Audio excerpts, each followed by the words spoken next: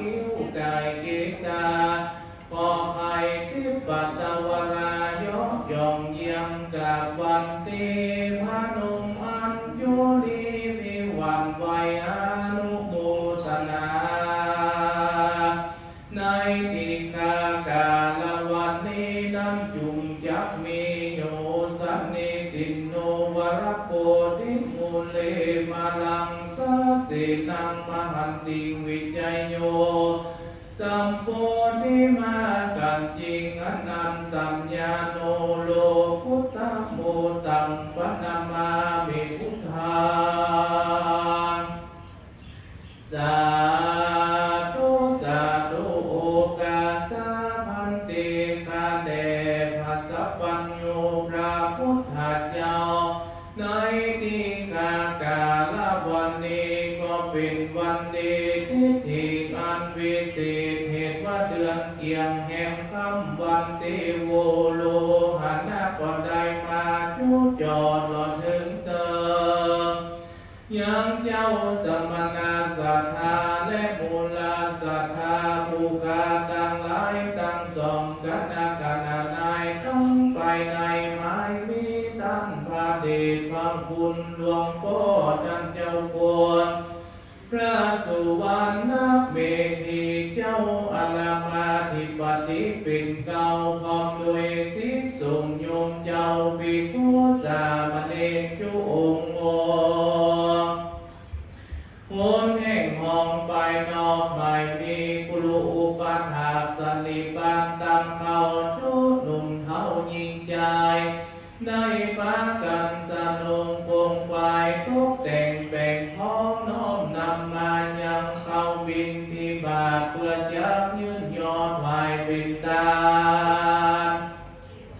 ในที่คากาลวันนี้ขอองค์ท่านสลีสัพพัญโยพระพุทธเจ้าจงขอมีเมตตาไว้นาปฏิกาหารับเอาเพื่อหือสมดังกรรมกรรมภาณนาแห่งมูลศรัทธาผู้ขาตั้งหลายนั้นจุงจะมีเพียงแต่นิริกุศลบุญญาพิทไว้สี่อันสมณศรัทธามูลศรัทธากตำแล้วขอคือผู้ขาตั้งหลายเปิดปาพ้นเสียยังข้อปีข้อเดือนข้อวันข้อยามเมื่อได้มีโจกปีโจกเดือนโจกวันโจกยามไปใจได้เอาตนตัวอยู่กำอยู่ดูแลยังพระพุทธศาสนาไปเสียงกีฬาการยืนยาวนานนับจุงจะมีเสียงแต่ลิลิตังโนกิตุปามุภาลาจตานังอุตตะกังตานังตัมปวาติกังตานังเวจางาสาทลนาสัพพโลกิญาโลพุตตละมะกะพระนิพพานะปัจจโยตุโนนิจจัง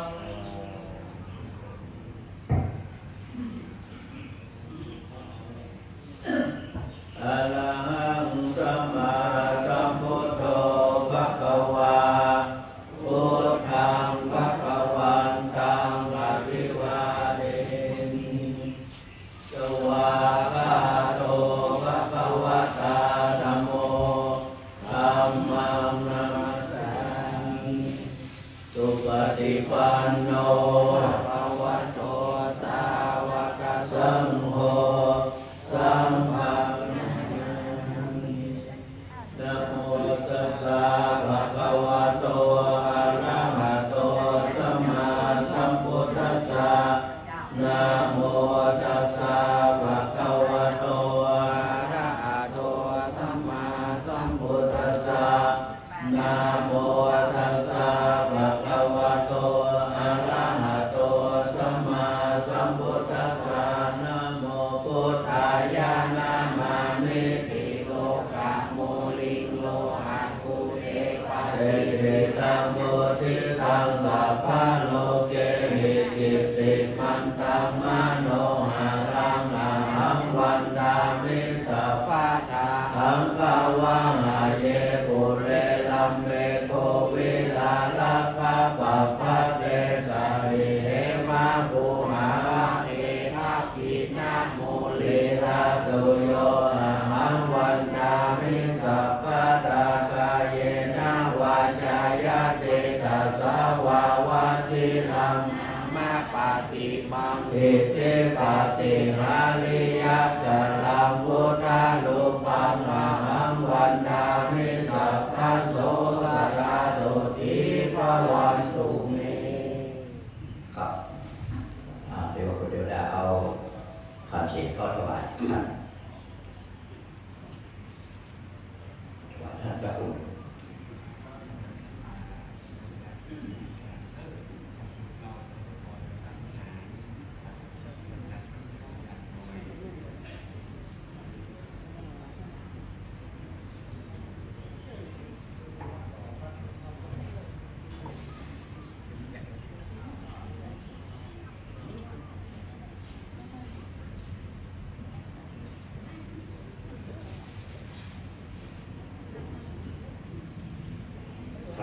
ไปประเป็นทุกท่านกราบขอเสียงกราบกราบแห่ง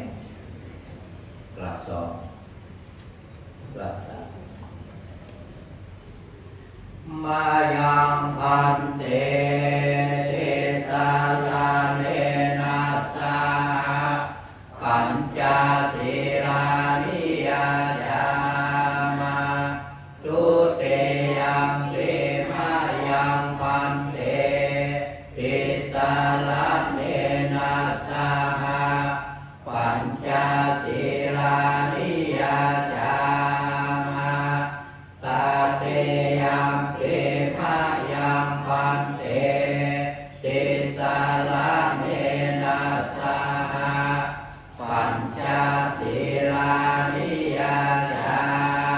มานะโมตัสสะภะคะวะโตอะระหะโตสัมมาสัมพุทธัสสะนะโมตัสสะภะคะวะโตอะระหะโตสัมมาสัมพุทธัสสะนะโมตัสสะภะคะวะโตอะระหะโตสัมมาสัมพุทธัสสะนะโมตัสสะภะคะวะโตอะระหะโตสัมมาสัมพุทธัสสะนะโมตัสสะภะคะวะโตอะระหะโตสัมมาสัมพุทธัสสะนะโมตัสสะภะคะวะโตอะระหะโตสัมมาสัมพุทธัสสะธังสรณังคัจฉามิพุทธังสรณังคัจฉามิธัมมังสรณังคัจฉามิธัมมังสรณังคัจฉามิสังฆังสรณังคัจฉามิสังฆังสรณังคัจฉามิทุติยัมปิพุทธังสรณังคัจฉามิทุติยัมปิพุทธังสรณังคัจฉามิทุติยัมปิธัมมัง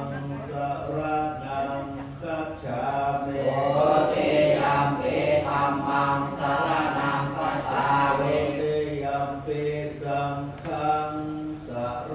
ณังคัจฉามิทุติยัมปิสังฆังสรณังคัจฉามิตติยัมปิพุทธัง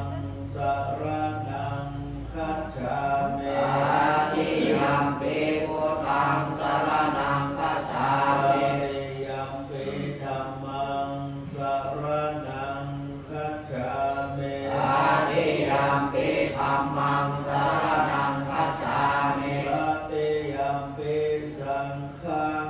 สรณังคัจฉามิตติยัมปิสังฆังสรณังคัจฉามินาติปะตาเวรมณีสิกขาปะทังสมาธิยามิปานาติปะตาเวรมณีสิกขาปะทังสมาธิยามินา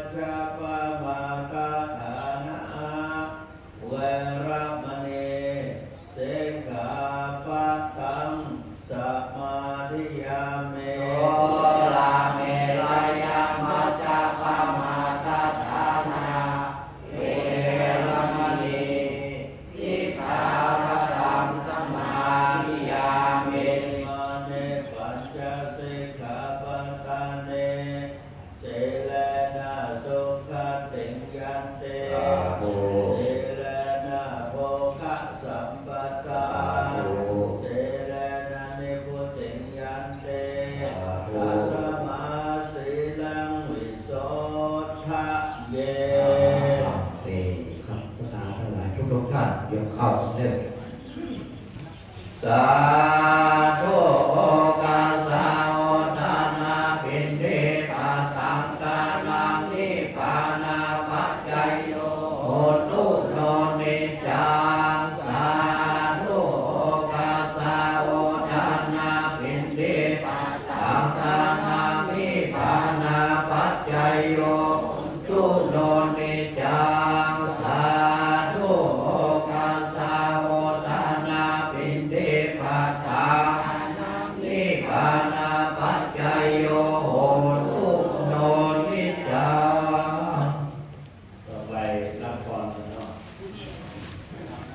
ยะถาวาริวะหาภูราปริปุเรนติสาคลังเอวะเมวะอิโตทินังเปตานังอุปกปปติอิจิตังปฏิตังตุมหังคิปะเมวะสมิจฉโตสัพเพปุเรนตุสังกปาจันโทปนะระโสยะถามณิโชติระโสยะถาสัพพิติโยวัชชันตุสัพพะโลกโควิดนัสสตุมาเตภวัตวันตรายโยสุเกเตกายโยโกภวะอภิวาทนาเสเนสเนจังพุทธาปัจจายโนจัตตาโลธรรมาวันตันติอายุวันโนสุขังภาลังธนัสสยานุภาเวนะรัตนาสยเตนะสาธุกะโลกะพยาเวลาโสกาสัตตุจุปัตตวาอเนกาอันตรายาเวเวนัสสาตุอาเสสะโตจยเสเตตะนังลาภังโสติภะยังโสกาภลังเจริญอายุจวันโนจะโมกังบุตเตจยสวาสตวัสสะจะอายุจะเจเตเตภวันตุเตภวัตุตาภมังคลังลังกันตุสัพพะเทวตาสัพพะนาตุภาเวนัสสตาโสติภวันตุเตภวตุสัพพะมังคลังกันตุสัพพะเทวตาสัพพะสังฆาภาเวนัสสตาโสติภวันตุเตภวตุสัพพะมังคลังกันตุสัพพะเทวตาสัพพะสังฆานุภาเวนัสสตาโสติภวันตุเต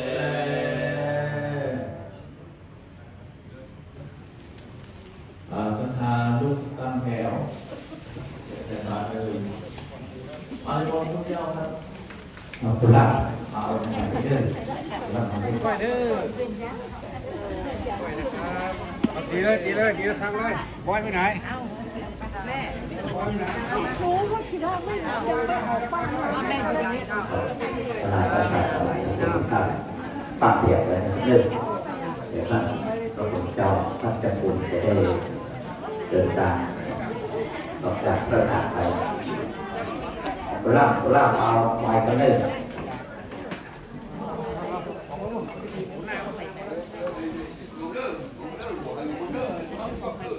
ต้องหิ้วมันต้องหิ้วไม่ใช่ หมดเลยดีเลยดีหมดนะฮะดีเลยใช่ดี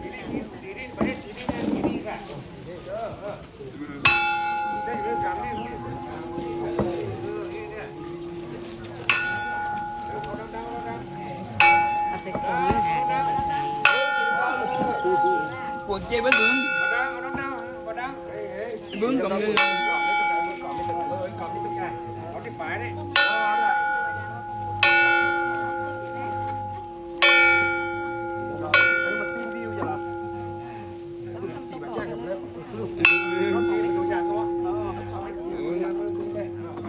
เอาลงไปลงไป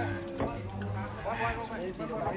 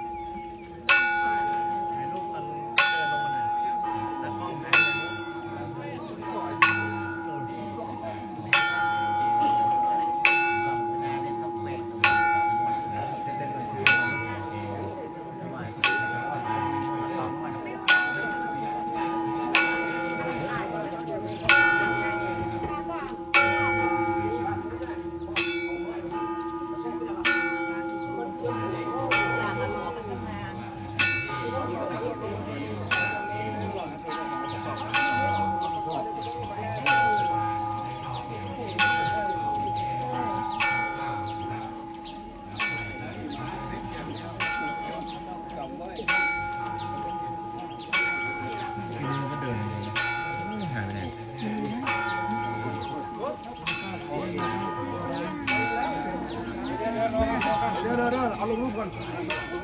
ย้อนลงประธานก่อนย้อนลงพ่อย้อนลงเอาวางก่อนวางก็เด้อเด็กก็เด้อไอ้ลงวางไม่พอวันดีๆหลวงว่าก่อน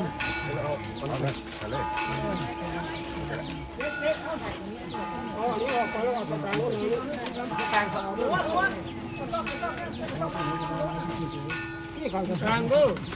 กลางดูวัดตั้งกลางวัดพระเจ้าเนี่ยพระเจ้านี่ต่อพระเจ้า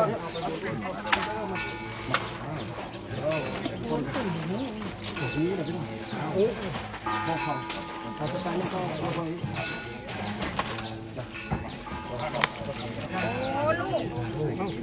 มาเต็มเลยนะเอามูลก็เอามูลไปกันเอามูลไปกัน สั่งทำไหมยังไงก็ทำเลยตอนนี้เราอันนี้ลุงสั่งทำไหมมาตัวนี้เราอันนี้มาได้ป้าหนังตัวนี้เลยครับผมเดี๋ยวเราลองกันเดี๋ยวลองแล้วเขาอยู่บ้านเราดูนี่เราพิใส่แบบใส่แล้วเดี๋ยวจะออก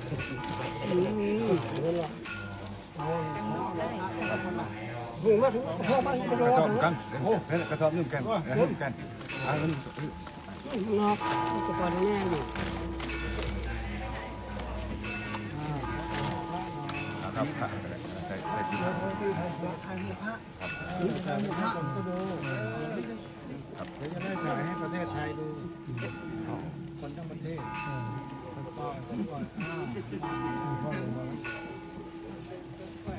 ค่อยไปไปเรียกไปเดี๋ยวจะดูแก้นกระสอบนี่เป็นแรกจะปวดแล้วยกเลยพระพุทธรูปนะครับ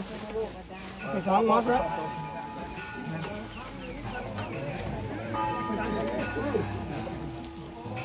ขยับแล้วนะครับขยับแล้วขยับ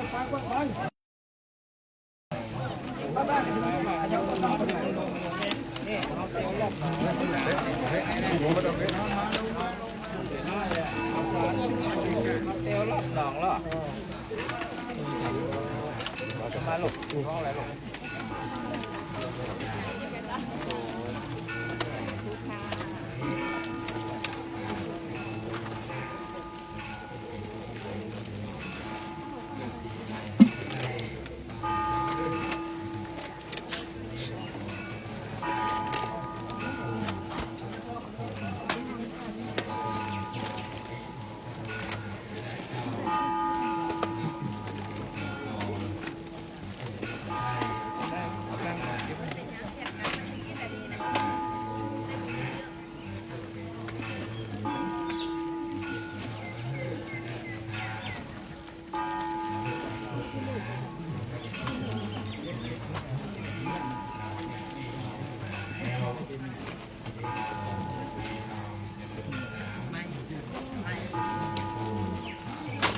ที่กับอยู่แล้วกินก็พุ่งออกมา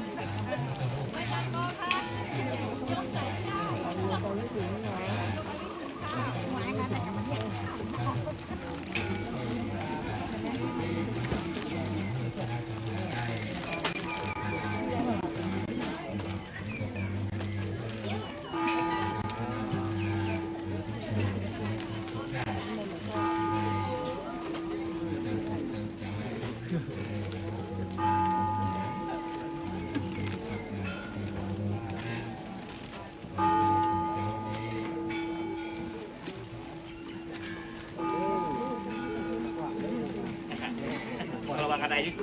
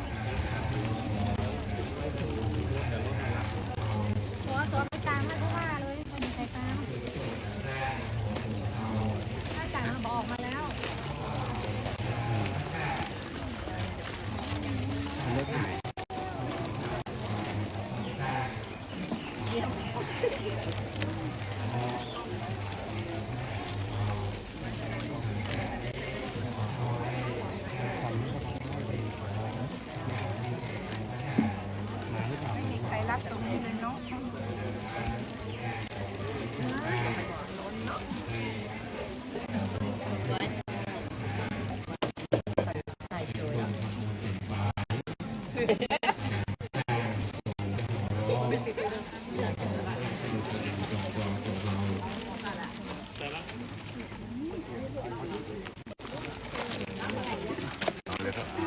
้นเลยครับฝั่งโน้นเลยครับ